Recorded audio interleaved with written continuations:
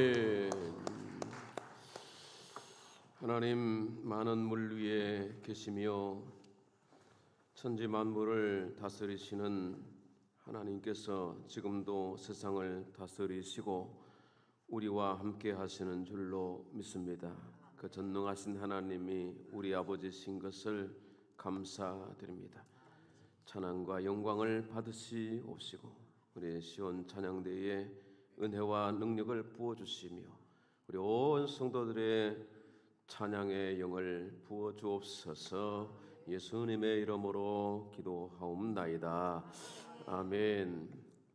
이번 주간은 6.25 전쟁 76주년을 맞습니다.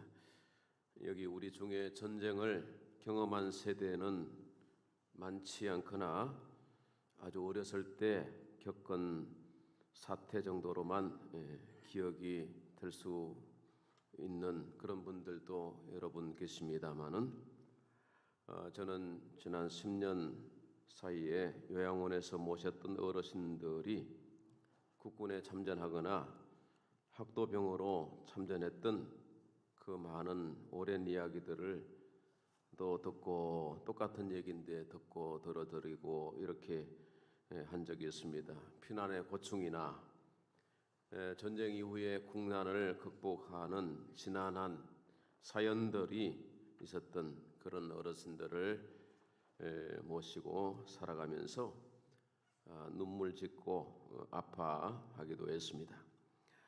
오늘날 어떤 교사들은 일선의 교사들이나 또 어떤 지도자들은 6.25를 북침이다 이렇게 주장을 하곤 하는데 이게 공산주의자들은 목적을 성취하기 위해서 수단 방법을 가리지 않잖아요. 폭력도 정당화시키고 또 거짓을 최고로 무기로 삼는 사람들이 공산주의자들입니다. 그래서 거짓으로 여론을 조장하는 방법이 거짓으로 선동하는 것이죠. 근거 없이 6.25는 북침이다 이렇게 놓고 선동이 되면 다행이고 아니면 남침인가 이렇게 하는 식입니다. 6.25는 여러분 우리가 잘 아시듯이 1950년 6월 25일 그날이 주일이에요. 주일 새벽 시간에 침공을 한 거죠. 30대 탱크를 앞세우고 침략한 것입니다. 때는 농번기였습니다. 군인들이 또 주말에 휴가를 가거나 틈이 나면 대민 봉사를 하는 그런 시즌에 일으켰던 것입니다. 그런데 하나님이 이 국난 속에 우리나라를 도우시는 장면들이 크게 한 세 가지가 있는데 전쟁 초기에 하나님이 도우시는 거예요. 그 6월 26일 전쟁 다음 날이 연천, 포천 이 의정부 방어선이 무너졌고요. 3일 만에 수도를 빼앗겼죠. 한강 철교를 폭파하고 한강 남단에 참호를 파고 이렇게 날아드는 포탄을 피하고 있었을 때 하나님이 메가드 장군을 그때 이제 일본이 패전하고 난 다음에 일본의 미군이 주둔하고 있었던 거죠. 그래서 미 극동사령부의 그 사령관인 메가드가 수원 비행장을 통해서 한강 남단에 노량진인가 거기로 왔습니다. 거기서 젊은 한 한국 병사를 만나는데 메가드가 이 젊은 병사에게 묻습니다. 지금 무엇이 필요한가? 그때 젊은 병사가 대답하기를 적들을 물리칠 수 있도록 탄환을 주십시오. 총알을 주십시오. 이렇게 말을 했습니다. 이 메가드가 젊은 이 병사의 말을 듣고 깊은 인상을 받았다고 합니다. 이렇게 나라를 지키려고 하는데 도와줘야 되겠다. 이런 결심을 굳히게 되는 것입니다. 나중에 이 메가드는 직무를 해제를 당하지 않았습니까? 그러니까 전쟁 일선에서 너무 과도하게 정치권들의 눈치를 보면 여기서 중단해야 되는 것이고 그 메가드가 주도를 하다가 옷을 벗게 된 그런 일화가 있습니다. 또 하나는 그 하나님이 우리를 도와준 결정적인 사건이 유엔 참전거리결의죠. 유엔군이 16개국이 이 나라에 병사들을 보내잖아요. 그런데 6.25 발발 당일날에 그 미국에서 유엔 대표자들이 모이게 됩니다. 남침을 규탄하는 것과 함께 유엔군 참전 결의안을 상정하는데 그 당시에 안전보장이사회 이사국 중에 5개국인가 그런데 한 나라라도 반대하면 이게 참전이 안 되는 겁니다. 그 상임 이사국 중에 미국 그다음에 두 번째 가는 나라가 소련이에요. 소련이 만약에 그걸 반대하게 되면 참전이 안 되는 거잖아요. 그런데 소련 대사가 그 회의 날 아침에 회의장에 나타나지 않는 겁니다. 그러니까 지금이야 휴대폰으로 전화를 하면 되지만은 연락할 방법도 없고 막 기다리다가 그만 상임이사국들이 참전 결의안을 상정하게 되는데 어떤 기록에 보면 소련 대사가 회의장으로 오던 길에 화장실 갔다 그래요. 배가 아파서. 그러니까 만약에 그때 들어가서 극구 반대했으면 우리나라는 적의 수중에 넘어갈 수밖에 없어요. 하나님이 기적같이 우리를 도우시는 역사들을 우리가 볼 수 있습니다. 그래서 6월 27일이죠. 미국 트루만 대통령이 미군 파병을 결정을 합니다. 그리고 미 해군이 군함을 보내죠. 육군이 도착하기 전에 군함을 보내고 비행기를 띄워서 해상 지원을 공중 지원도 하고 그랬습니다.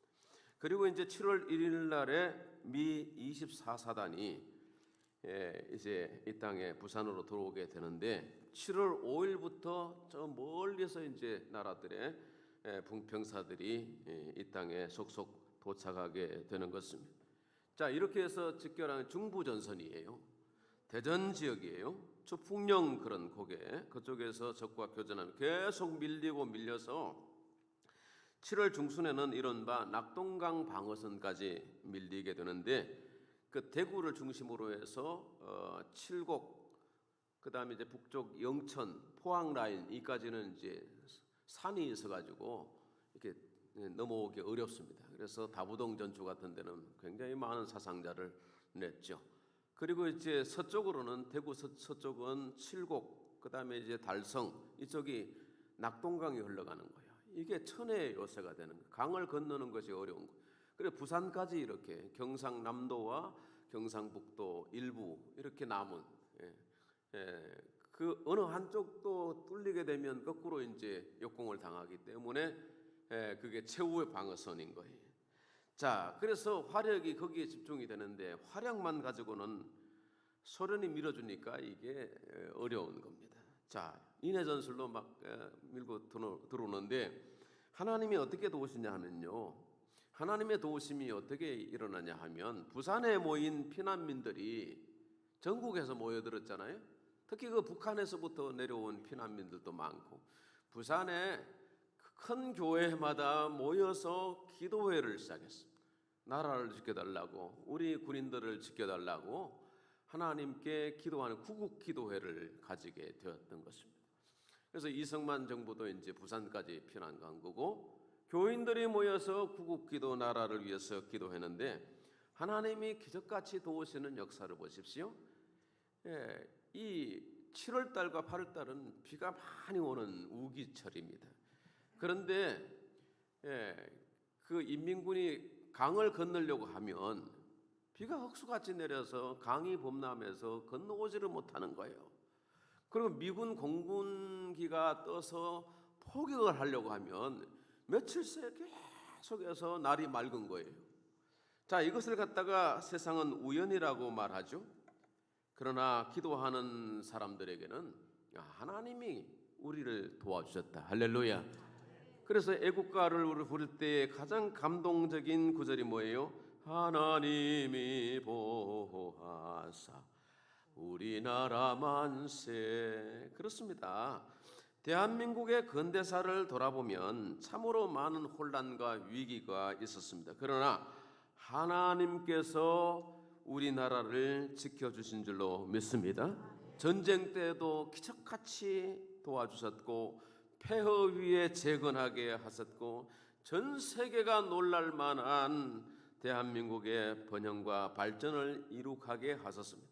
그리고 놀라운 것은 그 환란의 시간대에 하나님이 영적 부흥을 이 땅에 부어 주셔가지고 교회들이 우주선처럼 전국의 교회들이 일어나게 되고 복음화되지 않습니까? 그래서 우리나라가 남한만 해서 1000만 성도가 이렇게 일어나는 부흥을 하나님이 우리에게 부어 주신 것은 하나님의 섭리가 그 속에 있다고 믿습니다. 우리가 잘나서 우리가 힘이 있어서 우리가 오늘에 있는 것이 아니라 우리는 사랑에 빚진 것이고 전 세계의 기도에 힘입어서 희생에 힘입어서 오늘 우리가 자유와 평화와 번영을 누리고 있는 것을 믿습니다. 자, 그러므로 오늘 이 시편 말씀을 통해서 저자 다윗이 이스라엘의 암울한 환경 상황, 곤란한 상황 속에서 하나님의 비전을 우리에게 보여주시는 것을 우리가 이 말씀 가운데서 다시 한번 지켜보면서 말씀을 마음에 받아 새겨서 우리가 하나님의 비전을 우리가 행하는 나라 민족이 되는 은혜가 있기를 축원합니다. 첫 번째는 그리스도의 탄생과 구원의 비전을 이 다윗이 우리에게 보여주고 있습니다. 7절 말씀을 보면 여호와께서 내게 이르시되 너는 내 아들이라 오늘 내가 너를 낳았도다 했습니다. 오늘 시인 다윗은 그 당시가 어떤 상황이냐 하면 1절에 돌아가서 보면 이방 나라들이 분노하고 민족들이 헛된 일을 꾸미는가 하면 세상의 군왕들이 나서고 관원들이 서로 꾀하며 여호와와 그의 기름 부음 받은 자를 대적하여 일어난 그런 시대입니다. 그 당시 이스라엘은 주변 나라들의 갈등 가운데 있었고요, 나라 안팎으로 긴장이 고조되는 그런 반란이 일어나거나 하나님과 기쁜 왕을 대적하는 일들이 일어났다는 것이죠.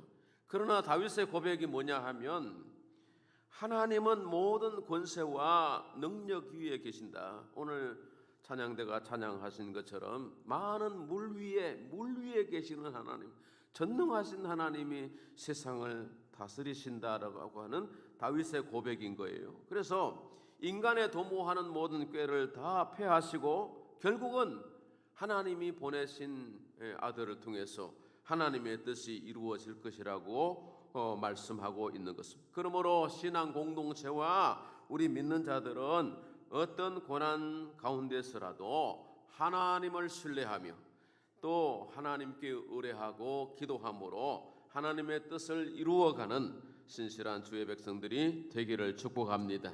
그래서 오늘 다윗이 보여주는 비전이 뭐예요? 그리스도의 탄생의 비전인 거예요. 지금 다윗은 예수님 오시기 800년 전의 사람 아니겠습니까? 그런데 하나님의 말씀에 너는 내 아들이라 내가 너를 낳았도다, 그리스도의 탄생에 대한 말씀을 주시죠. 그리고 그리스도를 통해서 구원하시는 비전을 말씀하시는 것입니다. 우리 인간의 가장 큰 문제는 뭐냐 하면 죄 문제요, 죄의 결과 사망이에요. 죄와 사망의 문제를 누가 해결할 수가 없어요. 범죄한 모든 사람은 죽습니다. 아담 아래 모든 인간은 죽음 아래 있고 죽음 후에는 반드시 심판이 있다고 말씀하셨습니다. 사람들은 이렇게 흔히 생각합니다. 까짓 뭐 죽으면 그만이지 뭐. 심판이 있으면 받으면 되지 하는데 이거 만용이에요. 이거 교만이에요. 죽고 나면 다시는 기회가 없는 것이죠. 예수님은 하늘에서 오셔서 천국에 대해서 말씀하시고 영원한 생명에 대해서 말씀하셨는데 그 천국 가는 길이, 구원 얻는 길이 절대로 어렵지 않는 것이에요. 다만 믿음과 순종이 우리에게 요구되는 것입니다. 그래서 하나님의 말씀을 우리가 받고 하나님 우리를 사랑하셔서 그 아들을 세상에 보내셔서 우리를 구원하려 하셨고 구원을 완성하셨기 때문에 하나님의 아들 예수를 믿고 그 하나님 자녀가 되면 구원받은 하나님의 자녀를 이 땅에서 건지시고 지키시고 인도하시고 천국까지 인도하실 것을 믿으시기 바랍니다. 그리스도의 탄생과 구원의 비전을 다윗의 시대의 그 암울한 상황 속에서 우리에게 비전을 열어서 보여주고 있다는 거예요. 두 번째는 이방 선교의 비전을 다윗을 통해서 말씀하십니다. 8절에 보니까 내게 구하라, 기도하라는 거죠. 내가 이방 나라를 내 유업으로 주리니 내 소유가 땅끝까지 이르리로다. 하나님의 비전은 이스라엘 한 민족만 구원하는 것에 국한되지 않고요, 이방 나라들까지 미치게 되는 것을 볼 수 있습니다. 유대인들은 자기들만 선민이고 구원받았다고 생각합니다. 그래서 이방인들은 개돼지로 취급을 했어요. 그러나 하나님의 아들 예수님이 세상에 오셔서 천한 자들과 멸시받는 자들과 죄인들과 세리들과 가까이 하셨습니다. 이스라엘 온 동네를 다니면서 전도하시되 두로와 시돈 지역, 지금의 레바논 남부 지역까지 가셔서 사람들을 만나시고 수가성, 사마리아 성이죠. 사마리아 성에 가서 우물가에 한 소외된 여인을 만나서 영원히 목마르지 않는 샘물에 대해서 말씀하셨던 것입니다.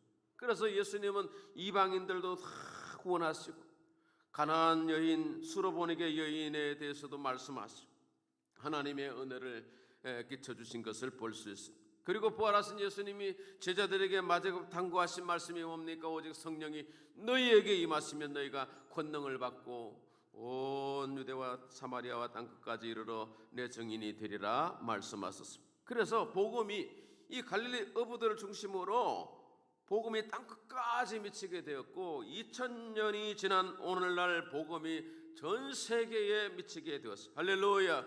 그 중에 우리나라도 복음화가 돼가지고 아까 말씀드린 것처럼 그 환난 국난 속에서 교회가 일어나고 모든 심령들이 주께로 돌이키는 부흥의 역사가 일어나게 된 것입니다. 그래서 그때는 우리가 복음을 수출받은 나라인데 지금은 복음을 수출하는 나라가 됐어요. 많은 선교사들이 이방에 나가 있는 것입니다. 그래서 하나님이 우리 교회를 통해서 이 민족을 통해서 하실 놀라운 일들이 있다는 것, 그 비전을 우리에게 오늘 다윗의 시편을 통해서 보여주고 계시는 것입니다. 이방 선교에 대한 비전, 이것이 그리스도 오시기까지 우리 온 교회들과 성도들이 가져야 할 꿈과 환상이 되는 것입니다. 세 번째는 철장의 권세를 가지신 이가 행하시는 일에 대한 비전입니다. 오늘 9절 말씀 보니까 철장으로 그들을 깨뜨리신다. 이 철장이라고 하는 것은 쇠로 만든 막대기를 말하는데 지금이야 쇠붙이가 흔해 빠졌지만은요, 고대에는요 아주 귀한 것이 재료가. 그래서 왕들의 손에 이렇게 붙잡힌, 그래서 그것을 홀이라 그러는데요.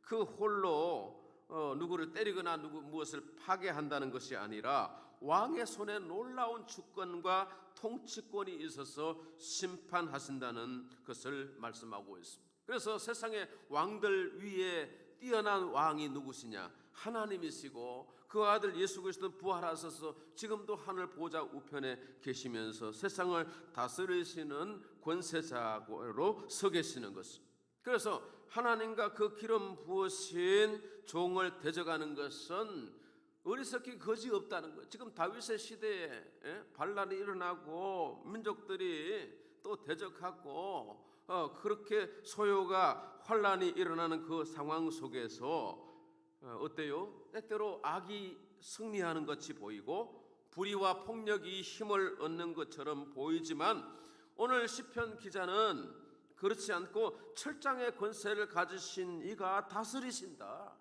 그가 권능의 손으로 다스리시고 이끄신다는 것입니다. 그래서 최후의 승리는 어디 있느냐? 하나님께 있고 예수 그리스도께 있는 줄로 믿습니다.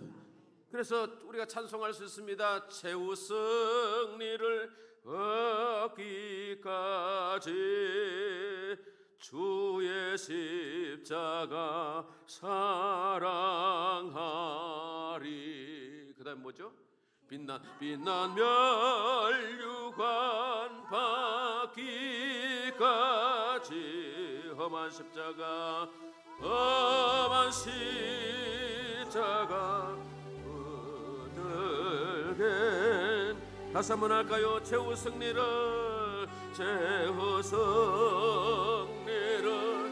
얻기까지 주의 십자가 주의 십자가 사랑하리. 빛난 면류관 빛난 면류관 받기까지 험한 십자가 험한 십자가 붙들겠네. 할렐루야. 우리가 때로 고난을 당하고 역경 속에 환난 속에 있기도 합니다. 그때 낙심이 되죠. 두려워하기도 합니다. 자포자기도 합니다. 그러나 우리 믿는 사람들은 하나님이 다스리신다. 할렐루야. 예수님이 나와 함께 하신다라고 하는 믿음을 가지고 그 고난을 통과할 수 있는 것입니다. 역경을 감당해낼 수 있는 것입니다. 감당치 못할 시험당함을 하나님께서 허락하시지 않는다 그랬습니다. 시험당할 때 피할 길도 내시고 능히 감당케 하실 줄로 믿습니다. 철장의 권세를 가지고 다스리시는 분이 만왕의 왕 하나님이시고 만주의 주 예수 그리스도이십니다. 그래서 우리를 부르신 하나님은 우리의 왕이시고 우리 아버지시잖아요. 예수님 우리의 구원의 주시고 우리의 친구 되셨어요. 우리와 함께 하시기 때문에 어떤 자리에서든지 우리가 쓰러지지 않고 넘어지지 않고 담대하게 모든 사명을 감당할 수 있을 줄로 믿습니다. 최후의 승리를 얻는 저와 여러분 되기 바랍니다. 마지막으로 종말에 이루실 하나님의 크고 비밀한 일들에 대해서 말씀하십니다. 6월 첫째 주일에 예레미야 선지자를 통해서 하나님 우리 공동체에 말씀하신 말씀을 선포했는데 예레미야 33장 3절 말씀 한번 읽어보실까요? 시작. 너는 내게 부르짖으라 내가 내게 응답하겠고 내가 알지 못하는 크고 은밀한 일을 내게 보이리라. 아멘. 아무리 하나님이 큰 비전을 가지고 우리를 위한 놀라운 계획을 가지고 계셔도 내가 하나님을 의뢰하지 않고 기도하지 아니하면 무주공산이에요. 그림의 떡이에요. 그래서 너는 내게 부르짖으라 기도하라 말씀하시는 것입니다. 우리를 향하신 비전이 나를 향하신 계획이 있다는 것입니다. 우리 교회를 통해서 이루고자 하시는 계획이 있다는 것입니다. 교회가 기도해야 되는 것입니다. 우리가 우리 자녀들을 위해서 기도해야 되는, 자녀들이 꿈을 꾸고 환상을 본다 그랬습니다. 성령의 능력으로 우리가 행할 때 하나님의 계획을 우리가 이루어드릴 수가 있고 하나님의 꿈과 비전들을 이룰 수가 있는 줄로 믿습니다. 목수 불러서 지금 요 스크린실 여기 안쪽에 이만한 넓이의 방이 있습니다. 그곳에 그동안 창고로 썼는데 기도할 때마다 저 귀한 공간을 어떻게 빨리 잘 마무리해서 정리해서 기도실로 만들어야지 이렇게 생각했어요. 지금 3일째 공사를 중에 있는데 여기다가 개인 기도실을 4개를 지금 만들고 있습니다. 이 본당에 얼마나 기도하기 좋은지 몰라요. 그래서 우리 권사님들은 집에 계시기보다 저녁에 오셔서 기도하시고 또 개인 기도실에 여기에 들어가셔서 기도하는 겁니다. 얼마나 좋은지 몰라요. 얼마나 시원하고 얼마나 따뜻하고 좋은지 몰라요. 그래서 악기도 연습하고 밤에는 우리 권사님, 우리 성도들이 개인 기도할 수 있는 기도원 멀리 갈 필요가 없어요. 요즘 기도원 기도하는 사람이 얼마나 줄었는지 몰라요. 교회 와서 기도하면 됩니다. 그래서 하나님의 은밀한 계획과 크고 놀라운 비밀들을 우리 하나님께 기도하면 알게 해주시고 길을 열어주시고 사람들도 만나게 하시고 합력하여 선이 되게 하시고 능력과 은혜 주셔서 하나님의 뜻을 능히 이루게 하실 줄로 믿으시기 바랍니다.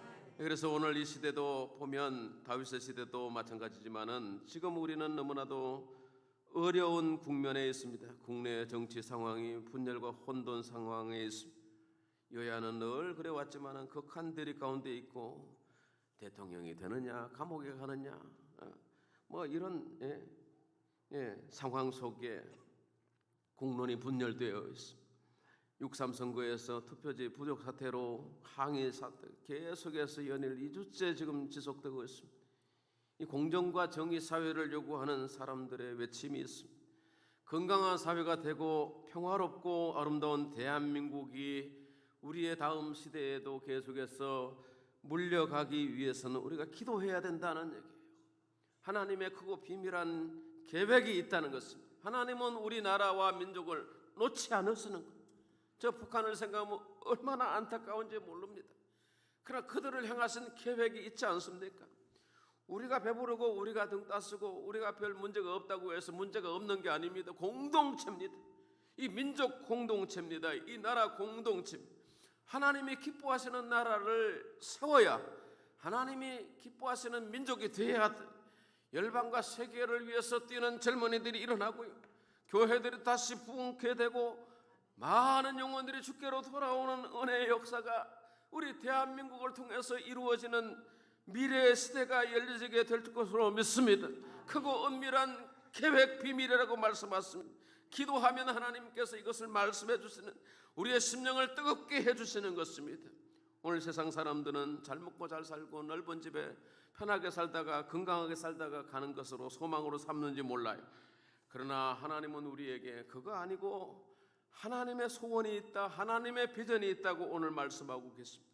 로마서 15장 13절 소망의 하나님이 모든 기쁨과 평강을 믿음 안에서 너희에게 충만하게 하사 성령의 능력으로 소망이 넘치게 하시기를 원하노라. 오늘 이 말씀을 듣는 저와 여러분 모두에게 소망의 하나님의 성령의 비전과 말씀 속에 있는 우리의 꿈들이 아름답게 이루어지고 또 하나님의 능력이 나타나게 되는 은혜의 역사가 계속해서 우리 가운데 있게 되기를 축원합니다. 밤이 깊어갈수록 새벽은 가깝다고 합니다. 혼란과 시련이 클수록 더 큰 비전이 있고 그래서 기도하고 하나님께 믿고 맡기며 함께 행할 때 하나님이 역사하실 줄로 믿습니다. 철장의 권세를 가지신 예수님 바라보면서 소망 가운데 승리하시는 성도들이 되시기를 축복합니다. 하나님 아버지 감사합니다. 우리 모두에게 주신 말씀 속에 하나님의 꿈과 계획과 비전이 있는 것을 믿습니다. 주여 우리에게 주신 이 말씀 예수 그리스도의 구원의 비전 또 이방 선교의 비전을 철장의 권세를 가지고 다스리시는 하나님이 우리와 함께 하신다는 이 믿음을 가지고 확신 가운데서 행하도록 도와주시고 믿음으로 살고 하나님을 영화롭게 하는 주의 권속들이 되게 해 주옵소서. 예수님의 이름으로 기도하옵나이다. 아멘. 말씀